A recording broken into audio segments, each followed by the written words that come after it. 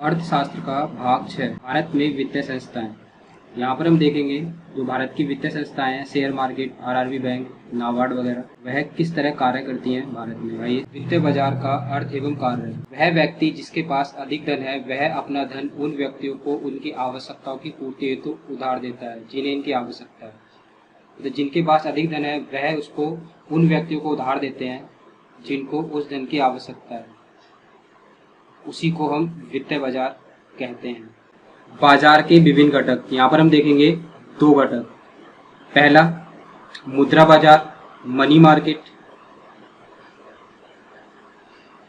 और दूसरा पूंजी बाजार, कैपिटल मार्केट। यहाँ पर सीधा डेफिनेशन पूछ लिया जाता है कि मुद्रा बाजार क्या है। जो एक वर्ष से कम अवधि के लिए इन्वेस्ट किया जाए उसे कहा जाएगा मनी मार्केट, जिसे कहते हैं हम अल्पकालीन लेन देन। जो एक वर्ष से कम समय के लिए होगा, एक वर्ष से कम समय के लिए होगा, उसे कहा जाएगा मुद्रा बाजार, मनी मार्केट। और यहाँ पर हम देखेंगे कैपिटल मार्केट। कैपिटल मार्केट क्या होगा? जो एक वर्ष से अधिक समय के लिए है, जो एक वर्ष से अधिक समय के लिए है उसे कहा जाता है कैपिटल मार्केट। और जिसे दीर्घकालीन प्रतिभूति बाजार भी कहा जाता है। पूंजी बाजार के प्रकार, यहाँ पर हमें दो प्रकार मिलेंगे पूंजी बाजार के, एक प्राथमिक बाजार और दूसरा द्वितीयक बाजार। यहाँ पर हम देखेंगे जो प्राथमिक बाजार है, प्राइमरी मार्केट, यहाँ पर जो प्रतिभूतियों का निर्गमन होगा वो बिल्कुल नई प्रतिभूतियां होंगी। यहाँ पर जो प्रतिभूतियों का निर्गमन होगा वो बिल्कुल नई प्रतिभूतियां होंगी, जैसे समता अंश और ऋण पत्र। द्वितीयक बाजार में क्या होगा, इसे बोलते हैं सेकेंडरी मार्केट। सेकेंडरी मार्केट में जो प्रतिभूतियां खरीदी गई हैं, जो नई प्रतिभूतियां खरीदी गई हैं, उनको जो यहाँ पर बेचा जाएगा उसे कहा जाता है सेकेंडरी मार्केट, जो कि द्वितीयक बाजार के अंतर्गत कानून के अधीन कार्य करने वाले पंजीकृत स्टॉक एक्सचेंज होते हैं। याद रखना, पंजीकृत स्टॉक एक्सचेंज होते हैं। बुल एंड बियर, ऐसे निवेशक जो किसी विशिष्ट शेयर मूल्य बढ़ने की आशा रखते हैं उन्हें बुल या तेजड़िया कहा जाता है। याद रखिएगा, तेजड़िया कहा जाता है। बुल मतलब वह जहां पर निवेशक शेयर बाजार के मूल्य बढ़ने की आशा रखते हैं उसे कहा जाता है तेजड़िया या बुल। मतलब जब शेयर मार्केट का भाव ऊपर बढ़ेगा तो उसे कहा जाता है बुल। बियर, इसे कहा जाता है मंदड़िया। जब शेयर मार्केट नीचे गिरता है तो उसे कहा जाता है मंदड़िया। तो हम कह सकते हैं जबकि मूल्य कम होने की आशा रखने वाले निवेशकों को मंदड़िया कहा जाता है, बियर कहा जाता है, बालू। गिल्ट एज्ड बाजार, इसे कहते हैं खुले बाजार की प्रक्रिया। खुले बाजार की प्रक्रिया, या फिर इसे कह सकते हैं हम सरकारी प्रतिभूतियों की खरीद बिक्री। सरकारी प्रतिभूतियों की खरीद बिक्री।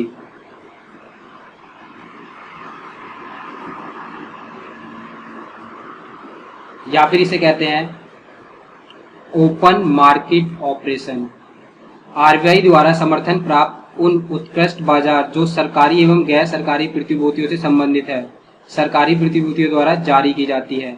जब यहाँ पर सरकार द्वारा अपनी प्रतिभूतियों को बेचा जाता है, भारत के प्रमुख शेयर बाजार, यहाँ से प्रश्न अक्सर एग्जाम में बन जाता है। तो भारत का सबसे पहला जो शेयर बाजार की स्थापना हो रही है वह है 1875 में, जिसे कहा गया है Bombay stock exchange, BSE।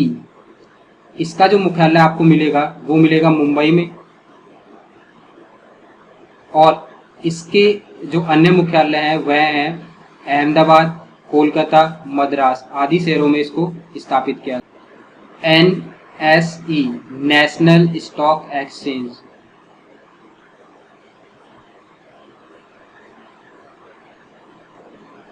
National stock exchange, इसकी स्थापना होती है 1992 में और फेरवानी समिति की सिफारिश पर। याद रखना, फेरवानी समिति की सिफारिश पर इसकी स्थापना की गई। इसका मुख्य प्रवर्तक भारतीय औद्योगिक बैंक है। इसका मुख्य प्रवर्तक है भारतीय औद्योगिक बैंक, और इसका मुख्यालय आपको मिलेगा दक्षिण मुंबई में, वर्ली दक्षिण मुंबई, और 1994 से इसने कार्य करना प्रारंभ किया है। मुंबई स्टॉक एक्सचेंज स्थापना 1875 में, और ये दक्षिण एशिया का सबसे बड़ा स्टॉक एक्सचेंज है। 2005 में यह पब्लिक लिमिटेड कंपनी में रूपांतरित हो गया, और इसका जो वर्तमान नाम है वह है बॉम्बे स्टॉक एक्सचेंज, जिसे 2002 में कर दिया गया है, और इसका जो मुख्यालय मिलेगा आपको मुंबई में ही मिलेगा। भारत में वायदा कारोबार, इसे कहते हैं हम कमोडिटी एक्सचेंज। कमोडिटी एक्सचेंज, इस कमोडिटी एक्सचेंज में क्या होगी, जो हमारी खाद्य पदार्थ की वस्तुएं हैं उनकी ऑनलाइन खरीद बिक्री की जाती है, उसे कहा जाता है वायदा कारोबार। यहाँ पर प्रमुख अनाजों का ऑनलाइन कारोबार किया जाता है, जिसमें कच्चे तेल, खाद्य पदार्थ, सोना चांदी जैसी वस्तुएं, कीमती वस्तुओं का यहाँ पर व्यापार किया जाता है। एग्जाम में पूछा जाता है वायदा कारोबार क्या है, जहाँ पर खाद्य पदार्थों की ऑनलाइन खरीद बिक्री की जाती है, जिसमें कच्चा तेल, खाद्य पदार्थ, सोना चांदी जैसी वस्तुएं, कीमती वस्तुएं इसमें शामिल होती हैं। विदेशी मुद्रा का वायदा कारोबार, मतलब जो हमारा डॉलर है या फिर रुपया है, जो हमारा डॉलर है उसका हमें किस तरह व्यापार करना है। तो इसकी शुरुआत हमें मिलती है 29 अगस्त 2008 में। मान लो किसी व्यक्ति को विदेश जाना है, तो उसके पास रुपए हैं, तो वो क्या करेगा, उस रुपए को डॉलर में कन्वर्ट कराएगा, या फिर जिस देश में उसको जाना है विदेशी मुद्रा उसमें उसे कन्वर्ट कराएगा। तो इसकी अनुमति हमें दी गई 29 अगस्त 2008 में, और राष्ट्रीय स्टॉक एक्सचेंज में डॉलर रुपए के बीच इस कारोबार को अनुमति दी गई है। आयातकों, निर्यातकों एवं विदेशी यात्रा पर जाने के इच्छुक लोगों को विनिमय दर में होने वाले उतराव चढ़ाव के लिए जोखिम से सुरक्षा मिलती है। इसे कहेंगे हम विदेशी मुद्रा वायदा कारोबार। क्रेडिट रेटिंग एजेंसी, यहाँ पर क्रेडिट रेटिंग एजेंसी में क्या होता है, उनको स्टार दिए जाते हैं। यहाँ पर क्रेडिट रेटिंग एजेंसी द्वारा कंपनियों को स्टार प्रदान किए जाएंगे। अगर 5 स्टार है तो उसकी जो रेटिंग है बहुत बेहतर है, उसको ऋण देने और लेने दोनों में बहुत बेहतर मापा गया है। अगर उसकी रेटिंग कम है तो उसको बहुत बेकार मापा गया है। इसी के आधार पर क्रेडिट रेटिंग एजेंसी रेटिंग जारी करती हैं, और इसी के आधार पर कंपनियों का मूल्यांकन किया जाता है कि किस कंपनी में किस तरह इन्वेस्ट किया जाए और कौन सी जोखिम से, जिसमें जोखिम कम है, उसी रेटिंग के हिसाब से यहाँ पर रेटिंग जारी की जाती है। इसका मुख्य उद्देश्य उधार देने वाले को और उधार लेने वाले को भुगतान क्षमता का मूल्यांकन प्रस्तुत करता है।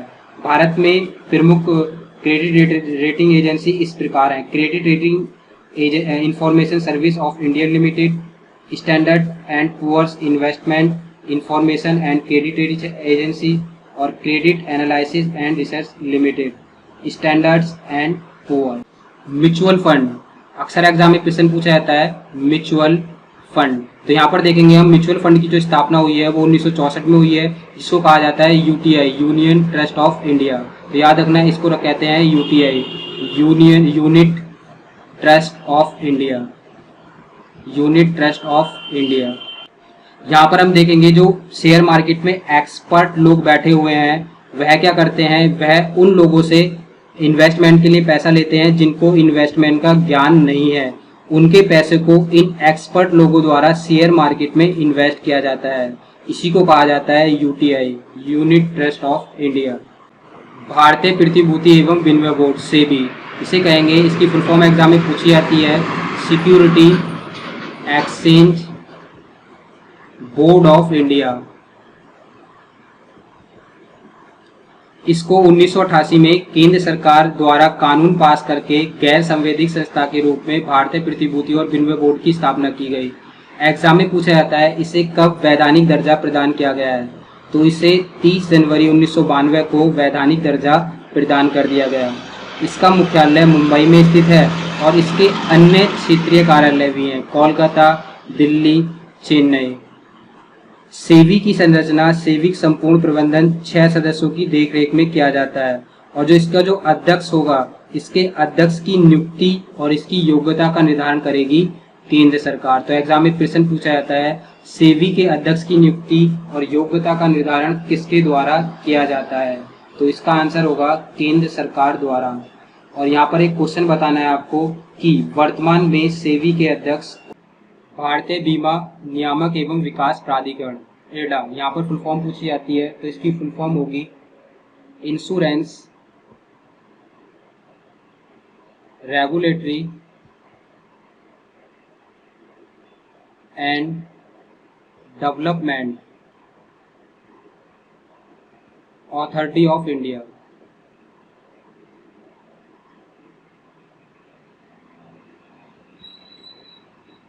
इसका गठन मल्होत्रा समिति की सिफारिश पर 19 अप्रैल 2000 को किया गया और इसका मुख्यालय है हैदराबाद।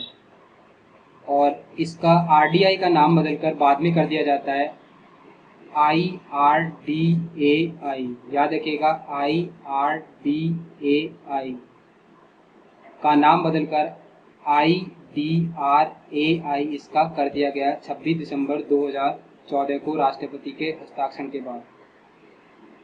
भारतीय जीवन बीमा निगम संसद के अधिनियम के तहत 1956 LIC की स्थापना की गई। तो एग्जाम में प्रश्न आता है LIC की स्थापना कब की गई है? 1956 में। General insurance corporation of India, याद रखना LIC की स्थापना जो आपको मिलेगी वो मिलेगी 1956 में।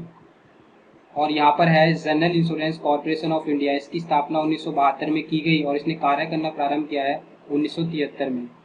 और यहाँ पर 4 साधारण बीमा कंपनियों में विभाजित कर दिया गया है, इसे 4 साधारण बीमा कंपनियों में विभाजित किया है। एग्जाम में पूछा जाता है, पहला national insurance company limited Kolkata, दूसरा new India insurance company limited Mumbai, तीसरा ओरिएंटल इंश्योरेंस कंपनी लिमिटेड नई दिल्ली और चौथा united India insurance company limited Chennai.